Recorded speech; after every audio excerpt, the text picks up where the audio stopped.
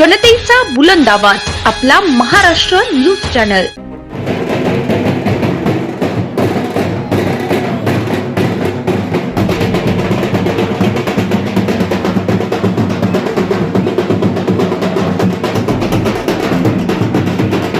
पाच राज्यांच्या विधानसभा निवडणुकीत 4 पैकी 3 राज्यांमध्ये भारतीय जनता पक्षाने बाजी मारली आहे। याबद्दल भाजप प्रदेश सरचिटणीस विक्रांत पाटील, कोकण म्हाडाचे माजी सभापती बाळासाहेब पाटील आणि भाजप कार्यकर्त्यांनी पनवेल येथे विजयाचा जल्लोष केला। भारतीय जनता पार्टीचा आज जो काही एक विजय झाला, खऱ्या अर्थाने लोकसभेची सेमीफायनल ज्याला म्हटलं गेलं, त्या 3 मोठ्या राज्यांच्या निवडणुका संपन्न झाल्या। आज निकाल सूर्यासारखा स्पष्ट समोर आला की भारतीय जनता पार्टीला जनतेने कौल दिला। ज्या ज्या मंडळींनी मागच्या काळामध्ये वल्गना करण्याचा प्रयत्न केला, 28-30 पार्ट्यांना एकत्र करून मुठी आवळून उसना अवसान आणून त्या ठिकाणी प्रयत्न केला की आम्ही मोदींना विरोध करू शकतो, पण आज जनतेने या माध्यमातून एक मेसेज दिला। हा फक्त निवडणुकीचा निकाल नाही आहे, हा एक संदेश आहे, मेसेज आहे। आणि जनतेचा मूड काय आहे हे लोकसभेच्या निवडणुकीपूर्वी या सेमीफायनलमध्ये जनतेने स्पष्ट केलं।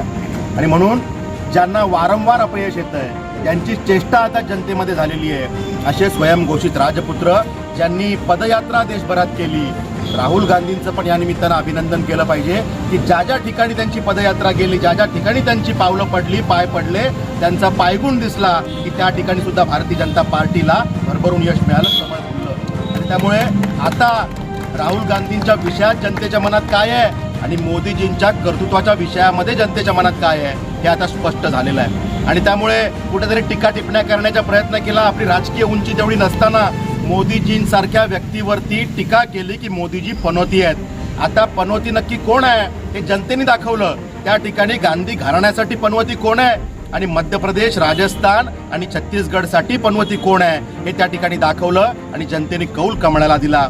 हे यश मोदीजींचं आहे, हे यश अमितजी शहांचं आहे, हे यश त्या ठिकाणी आमच्या राज्याचे मुख्यमंत्री, उपमुख्यमंत्री त्या ठिकाणी गेले, जनतेला संबोधित केलं, हे या सगळ्या मंडळींचं यश आहे। आणि जनतेने त्या माध्यमातून एक डायरेक्शन दिली की त्या ठिकाणी आम्हाला देशामध्ये आम्ही कुठल्याही प्रकारच्या अशा गोष्टींना थारा देणार नाही की जे देश विघातक आहे। फक्त नरेंद्रजी मोदींना विरोध करायचा म्हणून त्या ठिकाणी विविध विरोधी विचारधारेच्या पार्ट्या एकत्र येत आहेत। आणि अजेंडा काय तर देशाचा विकास हा अजेंडा नाही आहे, देशाला आम्ही वरती नेऊ, त्याची उन्नती करू हा अजेंडा नाही आहे, मोदीजींना खाली उतरवा, आमची दुकानदारी बंद पडते, आमचे पक्ष बंद पडण्याची वेळ आली, आम्ही इतके वर्ष देशाला जनतेला जे लुटलं ती लूट आता बंद झाली, त्यामुळे आता पुन्हा आम्हाला संधी पाहिजे आणि त्यासाठी मोदीजींना जर खाली घ्या हा अजेंडा तुम्ही लोकांसमोर नेणार असाल तर जनता आता दूधखोळी राहिलेली नाही आहे। 75 वर्ष संधी दिली ना आणि त्यामध्ये या देशाला पण कुठे नेऊन ठेवलं, भ्रष्टाचारी राज्यकर्त्यांचा देश म्हणून जगभरामध्ये तुम्ही ओळख तयार केली होती। 2014 पूर्वीचा भारत, इतकी वाईट प्रतिमा तुम्ही जगभरात भारताची केली, पण आपण बघितलं 2014 नंतर जगभरामध्ये देशाची प्रतिमा उंचावण्याचं काम देशाचे पंतप्रधान नरेंद्रजी मोदींनी केले। आणि त्यामुळे आज जनतेला मान्य आहे की या देशाला जागतिक विश्वगुरू बनण्याच्या उंबरठ्यावर कोणी घेऊन गेला असेल तर ते नरेंद्रजी मोदी गेलेत। आज आपण बघताय की मोदी इज द बॉस, कोण म्हणतंय? आपल्या देशातली व्यक्ती नाही, ऑस्ट्रियाचे पंतप्रधान म्हणतात। त्या ठिकाणी मोदीजींचं या देशाला गरज आहे हे आता जागतिक सगळी ताकदीच्या महासत्ता त्या ठिकाणी म्हणतायत। त्या ब्रिटिशांनी आपल्यावर राज्य केलं, ते 5व्या क्रमांकावर आर्थिक महासत्ता म्हणून होते, त्या ब्रिटिशांना आता मागे टाकून भारत 5व्या क्रमांकावर मोदीजींनी आणला। आणि ह्याचेच सगळे परिणाम आज या 3 निवडणुकांमध्ये आपण बघतोय। मध्य प्रदेश मोठं राज्य आहे, राजस्थान मोठं राज्य आहे, छत्तीसगड मोठं राज्य आहे। अनेकांनी वल्गना केल्या, काही सर्वे समोर आले, काही सर्वे मॅनेज होऊन त्या ठिकाणी दाखवण्याचा एक्झिट पोल प्रयत्न झाला की भाजपची नेक टू नेक लढाई आहे। अरे थम्पिंग मेजॉरिटी मध्य प्रदेशमध्ये मिळते, जनतेचा मूड ह्याच्यापेक्षा अजून काय बघणार आहात आपण? आणि त्यामुळे सगळ्या सर्वेला फेल ठरवत मध्य प्रदेशच्या जनतेने क्लिअर हिंट दिली की आता मध्य प्रदेश, छत्तीसगड आणि राजस्थान फक्त झाकी आहे, लोकसभेमध्ये जे काही आहे येणार आहे ते अजून बाकी आहे। आणि त्यामुळे त्या पद्धतीनं सगळे कल पुढच्या काळात बघायला मिळतील। आज इतके चांगले कल आल्यानंतर सुद्धा काही करंटी मंडळी असतात, त्यांनी पुन्हा संजय राऊतजींसारखी मंडळी आहेत की त्यांना परत काहीतरी नेरेटिव्ह निगेटिव्ह सेट करण्याचा प्रयत्न केला आणि पिल्लू सोडायचं की तिकडे जरी झालं असलं तरी महाराष्ट्रात पुढच्या निवडणुकीत असं होणार नाही, जनता आमच्या बाजूने येईल, किंवा आदरणीय शरदचंद्रजी पवार आदर आहे आम्हाला, पण त्या ठिकाणी ते म्हणतात की महाराष्ट्रात याची पुनरावृत्ती होणार नाही। तर जे झालंय त्याच्याबद्दल अभिनंदन करा ना, कधीतरी मन मोठं दाखवा.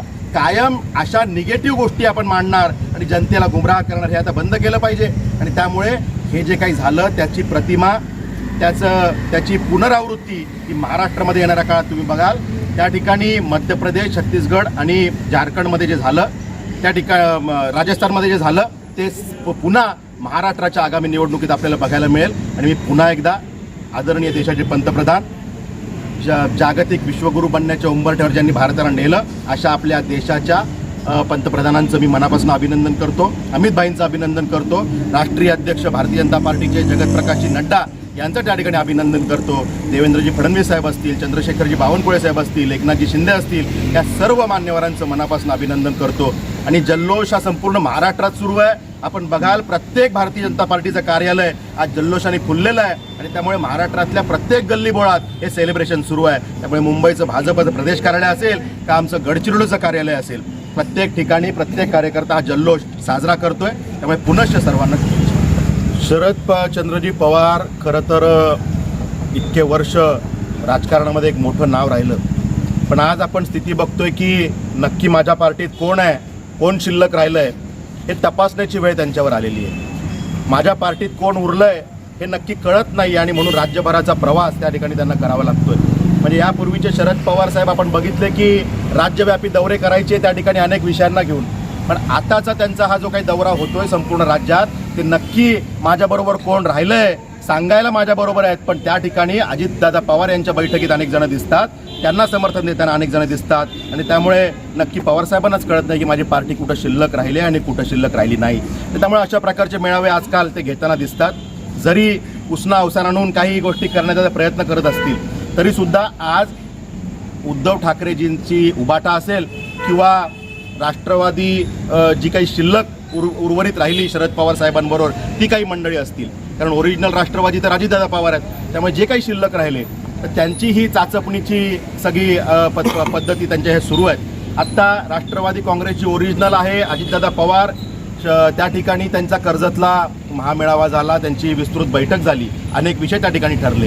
आणि त्यामुळे त्या ठिकाणी जेव्हा अनेक जण दिसले, रती महारथी ताकदीची मंडळी त्या ठिकाणी दिसली, अनेक जण स्पष्ट बैठकीत आले, अनेक जण बैठकीत येऊ शकले नाही ते रात्री जाऊन भेटले की अजितदादा आम्ही तुमच्याबरोबर आहे. आणि त्यामुळे आता व्यथित झालेले शरदचंद्रजी पवार हे त्या ठिकाणी अशा प्रकारची चाचपणी करतायत. आणि मग त्या ठिकाणी त्यांनी कर्जतला घेतलं, रायगड जिल्ह्यात घेतलं म्हणून आम्ही कुठेतरी कळंबोलीला घेऊन आम्ही बघू की कशा पद्धतीनं काही लोक आमच्याबरोबर आहेत का, हा प्रयत्न आहे. पण एक स्पष्ट आहे की राष्ट्रवादी काँग्रेसची जी काही देशप्रेमी मंडळी होती, अजितदादांनी ज्या पद्धतीने सांगितलं की देशाच्या कल्याणासाठी मोदीजी पाहिजे, राजकारण बाजूला राहिलं पण देशाचं जर कल्याण करायचं असेल तर मोदीजींशिवाय पर्याय नाही, हा अजेंडा घेऊन अजितदादा त्या ठिकाणी भाजपच्या मित्रपक्षांमध्ये आले आणि सपोर्ट केला. आणि त्यामुळे देशप्रेमी जी मंडळी होती ती सगळी त्या ठिकाणी अजितदादांबरोबर या ठिकाणी आले.